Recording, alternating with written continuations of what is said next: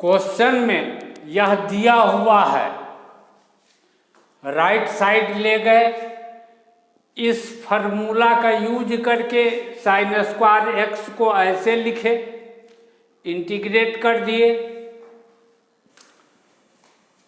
Question में यह दिया हुआ है तो y1 के जगह पर 5 रख दिए, y1 के जगह पर 5 और x के जगह पर 1 रखे, जहाँ जहाँ x वहाँ वहाँ पर 1।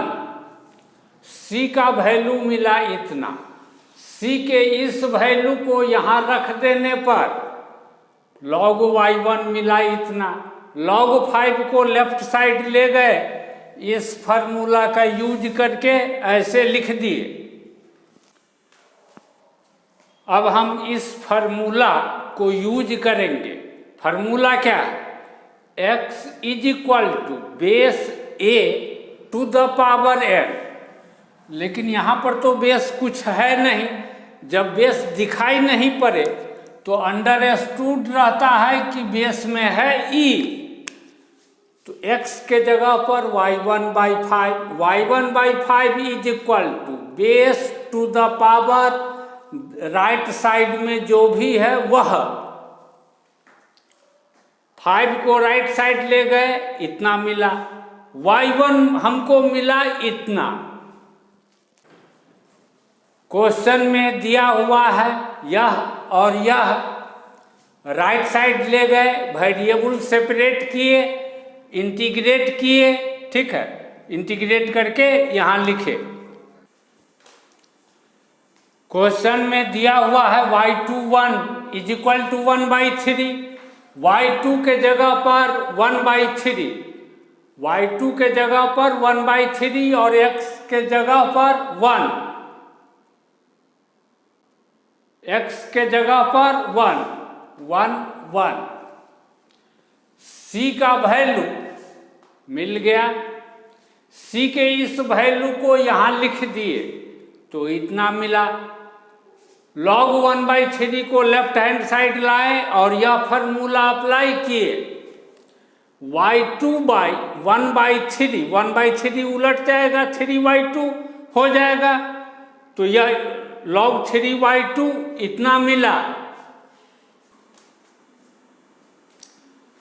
यह जो फार्मूला है कि log x to the base a is equal to n implies that x is equal to base to the power n। यहाँ पर यह बात अंडरस्टूड है कि बेस में है e, तो इस फार्मूला को अप्लाई करके लिखेंगे तो 3y2 is equal to base to the power this.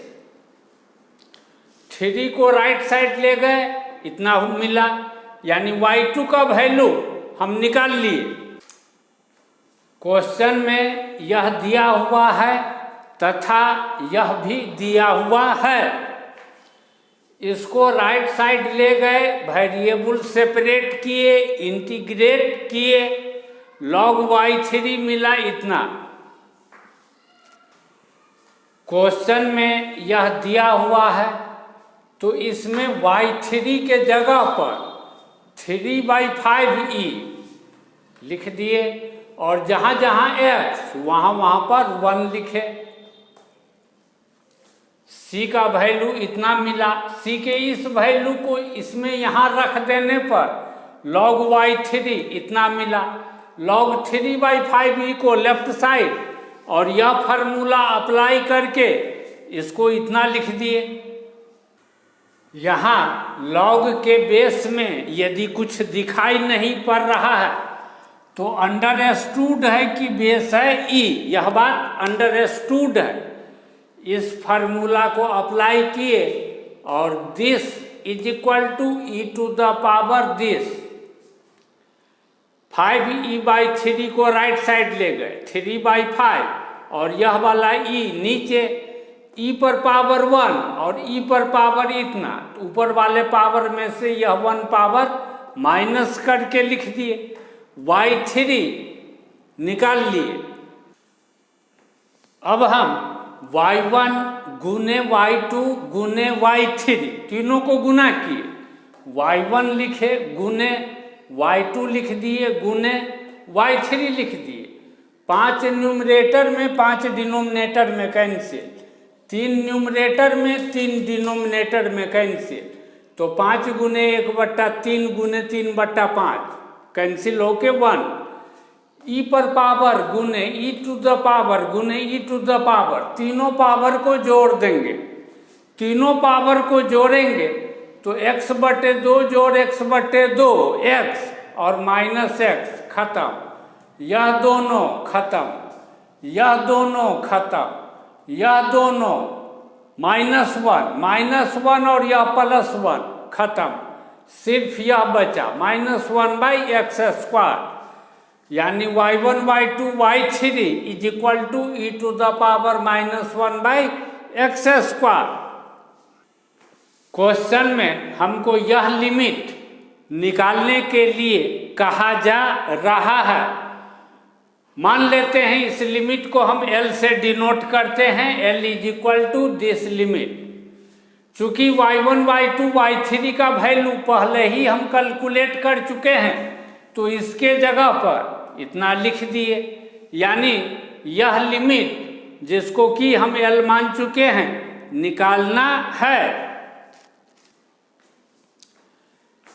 यहां पर है e to the power 3x, इसको हम इस फार्मूला पर एडजस्ट करना चाहते हैं, तो इसमें क्या रहता है, e पर पावर कोई x का कोई फंक्शन -1, तो -1 तो है नहीं, तो उस फार्मूला पर एडजस्ट करने के लिए हम इसको ऐसे लिखते हैं, this implies L is equal to limit of x tends to 0 plus e to the power -1/x² plus 2x by e to the power 3x।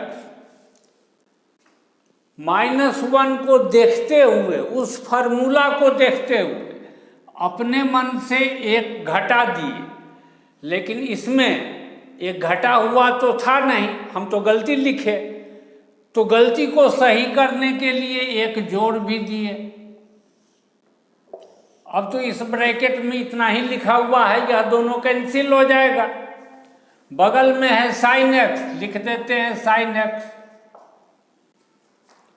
अब करते क्या है, इस फार्मूला के तरफ फिर देखते हैं, पावर में जो चीज उसी से भाग, पावर में 3x इसी से भाग।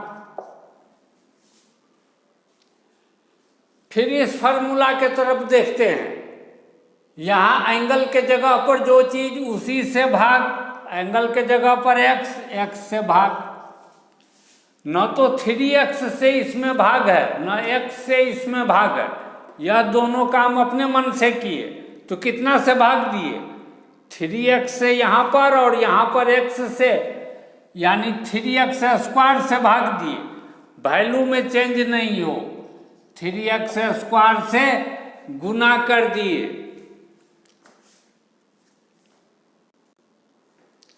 This implies L is equal to limit of x tends to 0 plus e to the power -1/x² plus 2x by e to the power 3x -1 by 3x plus 1/3x गुने sin x by x गुने 3x²। इस formula के आधार पर इसका value 1, इस formula के आधार पर इसका वैल्यू 1, यानी यहाँ पर 1, यहाँ पर 1/3x, यहाँ 1, यहाँ पर 3x², ठीक है। तो अगले स्टेप में जो मिटा करके लिखेंगे, इस जगह पर 1 लिख देंगे, इस जगह पर 1 लिख देंगे, यहाँ 1/3x रहेगा, यहाँ पर 3x² रहेगा। 3x² को ब्रैकेट के अंदर ला करके इसको भी गुना किए, इसको भी, इतना मिला। e⁻⁻1/x² को 1/e⁻1/x² लिख सकते हैं। न्यूमरेटर और डिनोमिनेटर दोनों को x से डिवाइड करने पर इतना मिला। अब 1/x गुने e⁻1/x², इसका लिमिट क्या होगा? यह x टेंड्स टू 0 है और e⁻1/10⁻0 यानी e⁻∞, और e का वैल्यू 2.71, एक से बड़ा नंबर, एक से बड़ा नंबर पर power tends to infinity, result tends to infinity, तो यहाँ पर 0 गुने इन्फिनिटी फॉर्म है, यानी इनडिटर्मिनेट फॉर्म है। इसको हम अलग से निकालते हैं, इधर रफ काम करते हैं। 1/x गुने e⁻1/x², इसको ऐसे लिख सकते हैं 1/x और पूरे का बट्टा e⁻1/x²। अब 1/x, x टेंड्स टू 0 है तो 1/10⁻0, न्यूमरेटर टेंड्स टू इन्फिनिटी और e⁻1/10⁻0² यानी e⁻∞, यानी इन्फिनिटी, इन्फिनिटी इनडिटर्मिनेट फॉर्म है, इन्फिनिटी इनडिटर्मिनेट फॉर्म में है। एल हॉस्पिटल्स रूल लगा दिए, 1/x को डिफरेंशिएट किए, e⁻1/x² को x के रेस्पेक्ट में डिफरेंशिएट, पहले 1/x² के रेस्पेक्ट में तो इतना, और फिर 1/x² को x के रेस्पेक्ट में तो इतना। यह x³ उलट करके ऊपर जाएगा, x³/x², ऊपर में x बचेगा, माइनस माइनस कैंसिल, यह 2 नीचे रहेगा। अब ऊपर में है टेंड्स टू 0, नीचे में है 2 गुने दिस टेंड्स टू इन्फिनिटी, यानी डिनोमिनेटर टेंड्स टू इन्फिनिटी, numerator tends to 0, denominator tends to infinity, कोई इंडिटर्मिनेट फॉर्म नहीं, वैल्यू इज इक्वल टू 0, यानी इसका वैल्यू टेंड्स टू 0 हो रहा है। इधर हम निकाल चुके हैं तो डायरेक्ट यहाँ पुट कर देंगे, इंडिटर्मिनेट फॉर्म अब गायब हो गया। This implies L is equal to 0 + 2, और x के जगह पर जब 0 रखेंगे 3 गुने 0, 0 + 1 that is equal to 2, limit निकल गया 2। Solution complete. क्वेश्चन पढ़ो।